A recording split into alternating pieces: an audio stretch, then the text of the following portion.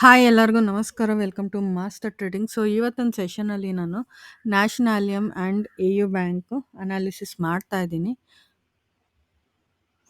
Symbol ತೊಗೊಂಡಿರೋದು Nationalum, time frame 1 hour. So trend line draw ಮಾಡಿದಾಗ ನೋಡಿ ಇಲ್ಲಿ ಬ್ರೇಕ್ಔಟ್ ಆಗಿದೆ. ಬ್ರೇಕ್ಔಟ್ ಆಗಿ ಅಲ್ಲೇ ಕನ್ಸಾಲಿಡೇಷನ್ ಆಗ್ತಾ ಇದೆ. ಸೊ ಕನ್ಫರ್ಮೇಷನ್ಗೆ ನಾನು ವೆಯ್ಟ್ ಮಾಡ್ತಾ ಇದ್ದೆ. So 30 minutes time frame change ಮಾಡ್ಕೊಂಡಿದ್ದೀನಿ. ನೋಡಿ ಇಲ್ಲಿ ಬ್ರೇಕ್ಔಟ್ ಆಗಿ ಅಲ್ಲೇ ಕನ್ಸಾಲಿಡೇಷನ್ ಮಾಡ್ತಾ ಇದೆ.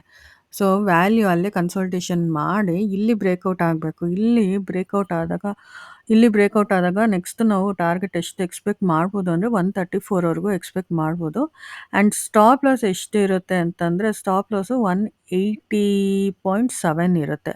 So risk to reward ratio ಎಷ್ಟು ಬರುತ್ತೆ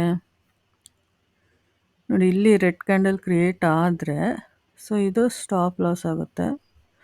ಸ್ಟಾಪ್ ಲಾಸ್ ಆಗಿ ಸೊ ಇದು ಟಾರ್ಗೆಟ್ ಇರುತ್ತೆ. So almost 1:3.68. So risk to reward ratio ಎಷ್ಟು ಬರುತ್ತೆ ಅಂತಂದರೆ 1:3.68 ಬರುತ್ತೆ. ಇಲ್ಲಿ ರೆಡ್ ಕ್ಯಾಂಡಲ್ ಕ್ಲೋಸಿಂಗ್ ಕ್ರಿಯೇಟ್ ಆದರೆ ಆಗ ಸೆಲ್ಲಿಂಗ್ ಕನ್ಫರ್ಮೇಷನ್ ಆಗುತ್ತೆ.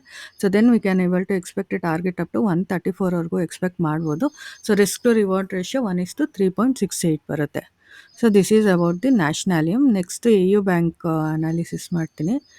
A U bank time frame ತೊಗೊಂಡಿರೋದು 30 minutes. Last time A U bank analysis post ಮಾಡಿದಾಗ ಬ್ರೇಕ್ಔಟ್ ಆಗಿರಲಿಲ್ಲ. ಸೊ ಅದಕ್ಕೆ ಇದು ಕ್ಲೋಸ್ ಮಾಡ್ಕೊಳ್ಳಿ ಅಂತ ಹೇಳಿದೆ.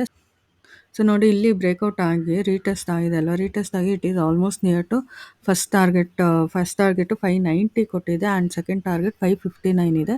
ಸೊ ಇದ್ರದ್ದು ರಿಸ್ಕ್ ಟು ರಿವಾರ್ಡ್ ರೇಷಿಯೋ ಎಷ್ಟು ಬರುತ್ತೆ ಅಂತಂದರೆ ನೋಡಿ ಇಲ್ಲಿ ಬ್ರೇಕ್ಔಟ್ ಆಗಿ ರೀಟೆಸ್ಟ್ ಮಾಡಿದೆ ಅಲ್ವಾ.